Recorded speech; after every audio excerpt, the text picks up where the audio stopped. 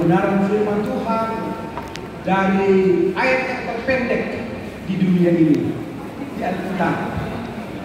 Ayat yang terpendek, yaitu di Yohanes 11 ayat 35. Maka Yesus menangislah. Maka menangislah Yesus. Pendek sekali. Bapak Ibu saudara-saudara yang dikasihi Tuhan Yesus, saya kira menangis adalah merupakan salah satu aktivitas kita sering terjadi di dalam kehidupan kita. Setiap manusia, setiap kita yang hadir di sini tentu pernah menangis. Menangis adalah merupakan ekspresi yang ditunjukkan, ekspresi kita yang kita tunjukkan terhadap sesama. Ada menangis karena situasi buruk, misalnya karena ada kemalangan, ada kematian di dalam keluarga, atau kemalangan, kematian yang dialami apakah suami, apakah istri, apakah anak-anak yang kita kasihi. Itulah latar belakang menangis. Kita menangis. Saudara, menangis bukan hanya itu. Bukan karena hanya kita terpuruk, bukan hanya kita mengalami kesedihan, tetapi menangis bisa saja karena yang lain. Menangis karena kegirangan. Saya lihat Bapak Ibu menangis karena kegirangan, menyanyi pun bisa. Karena kegirangan bisa kita menangis. Menangis karena kegirangan, menangis karena kebahagiaan. Bapak pembina kita tadi mengatakan, ya, pesta di keluarga kami sudah terjadi, pesta kawin anak. Saya tercengang melihat undangan hadir begitu banyak. Sekalipun pesta pada hari itu banyak juga di Medan ini, saya tercengang begitu membludaknya Bapak Ibu yang hadir, yang datang, yang jauh maupun yang dekat. Karena saya tidak prediksi itu semuanya, sehingga dengan sendirinya saya bergembira tapi menangis.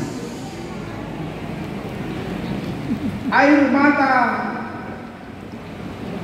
meleleh tanpa disadari. Inilah Bapak Ibu saudara menangis karena kehilangan. Menangis karena situasi bahagia. Iluh malas nyuruh. Iluh malas nyuruh. Kayak itu Pak Mama di dalam cakap karo itu. Iluh malas nyuruh. Malur iluh. Karena sukacita ya. Ya, Parhaburan iluh. Ya. Mora ate. Ya. Sering terjadi. Apakah itu bagian pengalaman kita? Saya kira itu juga menjadi pengalaman kita. Kita tidak menyangka menyangka begitu, tapi itu yang terjadi. Sehingga menangis adalah karena kebahagiaan. Kalau kami di dalam orang Simalungun, iluh malas minggu, itu yang disebut iluh. Adapun iluh, tapi ya malas minggu. Saya sendiri mengalami belakangan ini, saudara, saya gampang sekali menangis. meneteskan air mata. Saya kurang tahu itu udah mulai.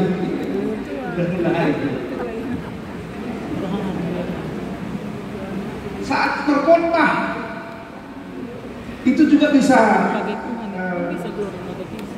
terjadi menetes air mata saat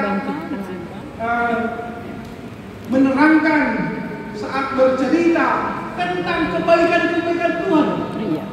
Tapi kita bisa mengalir air mata di pipi kita, mengalami kebaikan Tuhan, mengalami karya Tuhan yang begitu ajaib di dalam hidup ini.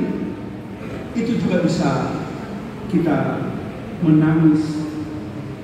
Saudara, Injil pada saat ini, kabar baik pada saat ini memperlihatkan bahwa Tuhan Yesus menangis. Apa kabar baik? Kenapa disebut kabar baik sekalipun Yesus menangis? Inilah kabar baik itu. Sekalipun situasi latar belakang ini ada kemenangan, ada yang meninggal, tapi ada kabar baiknya. Ini yang kita dapat, ini yang kita peroleh, pesan dari firman ini. Apa sebenarnya yang ditangisi Yesus? Apa yang sebenarnya ditangisi Yesus? Dan mengapa Yesus menangis? Kedua pertanyaan ini menjadi bahan refleksi bagi kita semua yang hadir di sini. Perenungan kepada kita sebagai lansia, sebagai para lansia, mengimani bahwa tangisan Yesus adalah sukacita bagi kita. Ada amin? Tangisan Yesus menjadi sukacita bagi kita. Saya melihat ada dua bagian atau dua hal membuat Yesus kita itu menangis. Dua hal. Yang pertama, Yesus sebagai manusia, sebagai tanda dia merasakan, dia simpati, dia empati terhadap keluarga Maria. Karena apa? Keluarga Marta, Maria mengalami duka. Lazarus meninggal dunia. Karena itu ada perkataan Marta, Tuhan, sekiranya engkau ada di sini, saudaraku tidak pasti akan mati. Saudaraku pasti tidak akan mati. Saudara,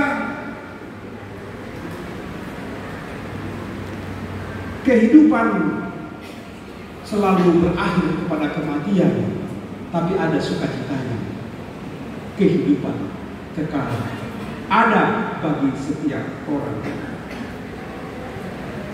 Lazarus mati, sebenarnya hidup, kan? Mati, tapi bagi Yesus Lazarus hidup. Saudara, karena apa? Karena ada sukacita, ada kebangkitan, ada kehidupan bagi setiap orang. Itu sebabnya disebutkan barang siapa percaya kepadaku, ia akan hidup walaupun ia sudah tikar. Saya sering menyebut mati itu tikar.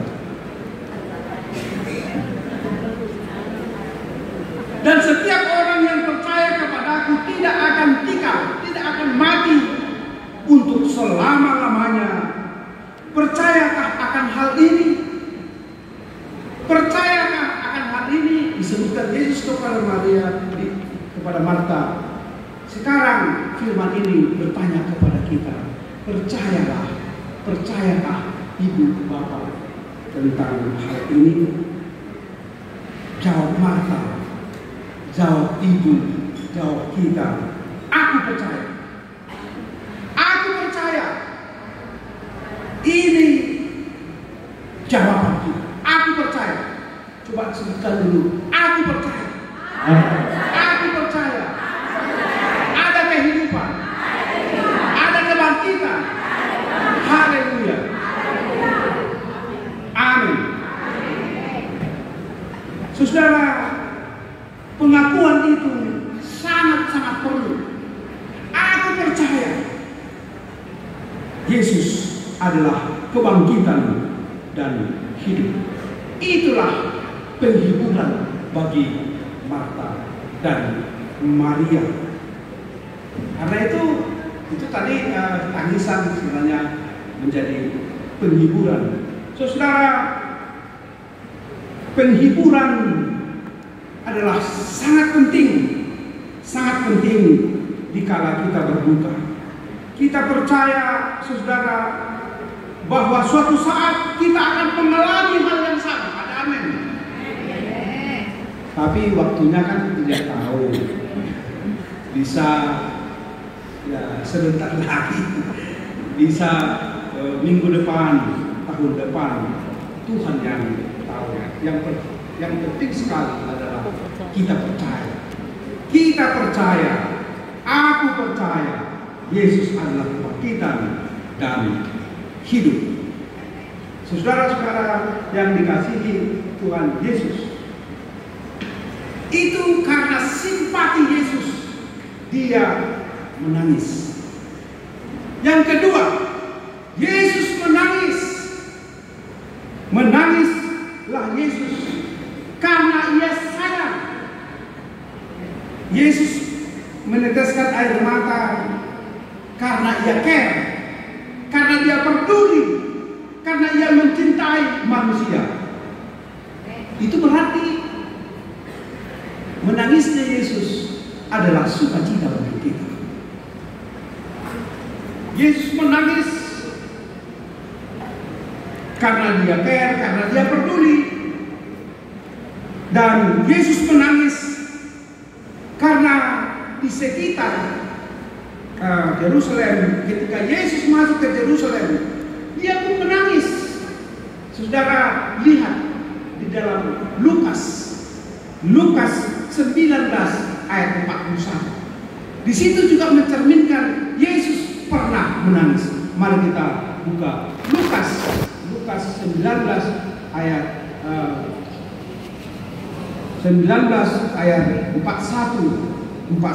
disebutkan di sana. Dan ketika ini perikopnya Yesus dia diturunkan di Yerusalem.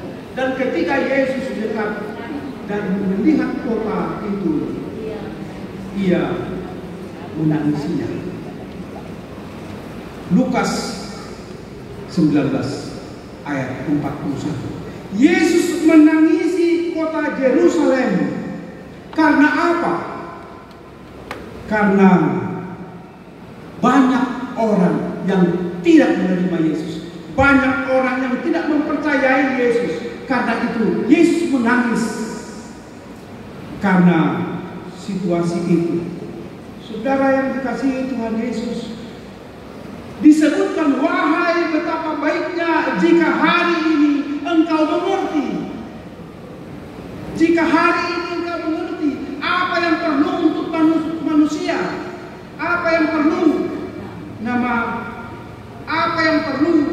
untuk manusia, yaitu damai sejahtera.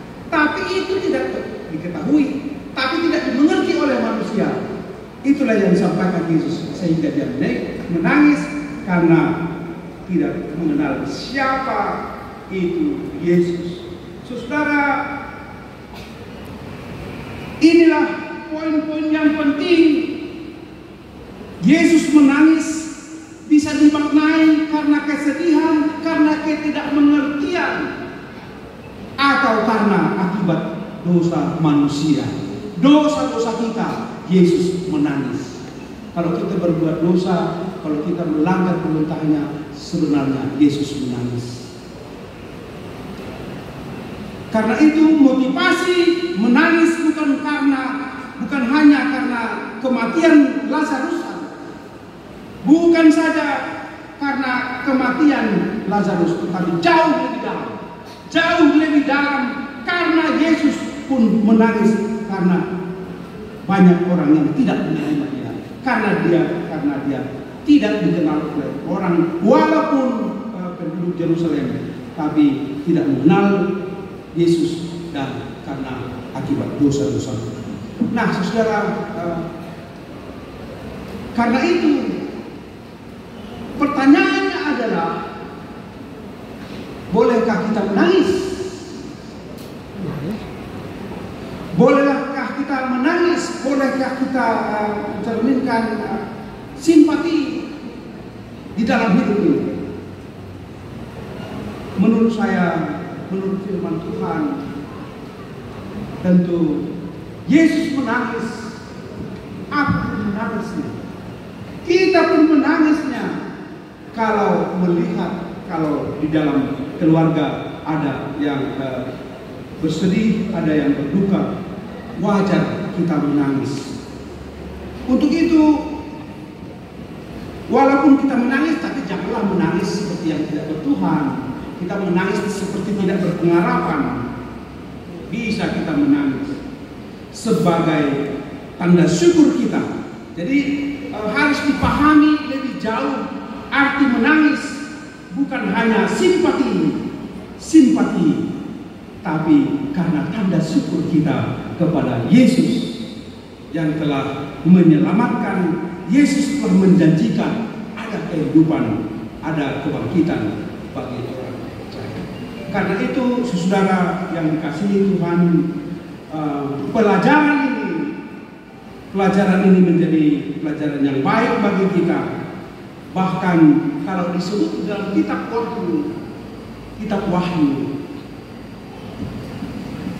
Yesus akan menghapus segala aib. Walaupun kita menangis, walaupun kita bersedih, Yesus akan menghapus air mata. Sehingga tidak ada lagi air mata. Sekalipun ada air mata, tapi ada air mata kehidupan. Wahyu 21 ayat 4. Air mata kita dapat terjadi, dapat mengalir dalam hidup kita. Tapi aku yakin air mata itu sudah menjadi mata air kehidupan, mata air kebahagiaan. Karena Yesus memberi jaminan hidup yang kekal.